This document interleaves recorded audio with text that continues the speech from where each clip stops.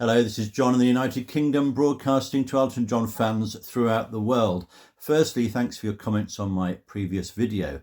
Tonight I'm going to explore the connection between Elton John and Nick Drake. Is there one? Well, I'm currently going through Elton's latest album, Who Believes in Angels, and I'll be doing a detailed review video of that very shortly. There's a track on here called The Riverman. Now this is actually got lyrics by Brandi Carlile. It's an interesting song, and it's about a person who retreats to the water to deal with the problems of life. They're trying to sort of find a sense of meaning to life by retreating to the water and finding this mysterious riverman. Now, of course, there is a Nick Drake song called Riverman as well. Could there possibly be any connection between these two? Now, Nick Drake was a legendary folk artist from the late 1960s, English folk artist who lived a very tragically short life and troubled life, but also left us with some absolutely beautiful, exquisite music. Now, my wife used to work in a record shop back in the 1970s, and one of the perks of the job was that she'd get 25% off certain albums. And one of those she got was this beautiful box set, which I'll show you here, which contains all of Nick Drake's songs on vinyl. And I really enjoy exploring this. Now, in 1969, on the Five Leaves Left album, and that's Nick Drake's first album, he wrote a song called Riverman. It's a very unusual sort of jazzy, folky song. So unusual because it's in 5/4 time.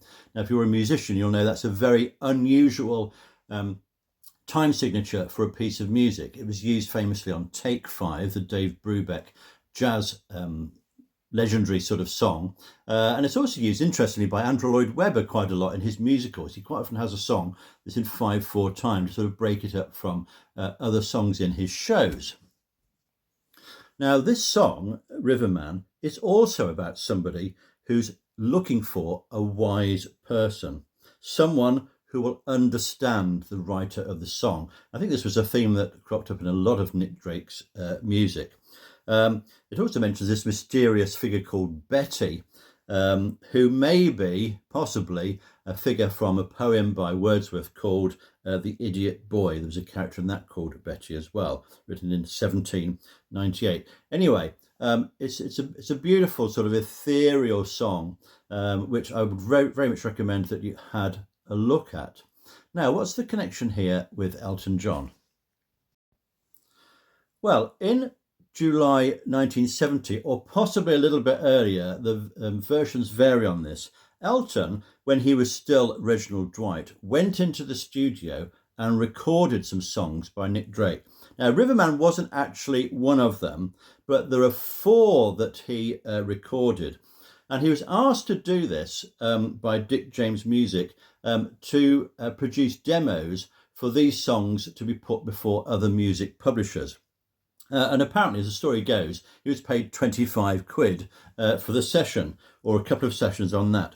So these can be found on streaming services. I don't think they can be found on any official collections. I thought they might be in the Jewel Box, for instance, but they're not. But they can be found on a Japanese recording called Prologue.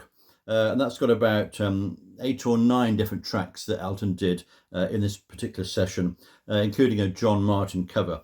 Linda Thompson, or she was Linda Peters at the time, she's also appearing on there doing some of these sort of tracks as demos. So somebody on YouTube Music has put together 4 of these tracks under the title Mr. Reginald Sings Nick Drake. So you can actually hear them on there, even if you haven't got the vinyl of this sort of Prologue collection from Japan, which I think is probably quite hard to find now. So Nick Drake and Elton didn't actually meet in person, apparently.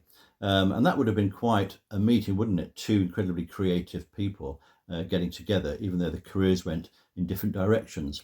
But perhaps we can also feel some sort of influence from Nick Drake's music on the albums such as the Elton John album, which has that sort of ethereal, mystical feel to it.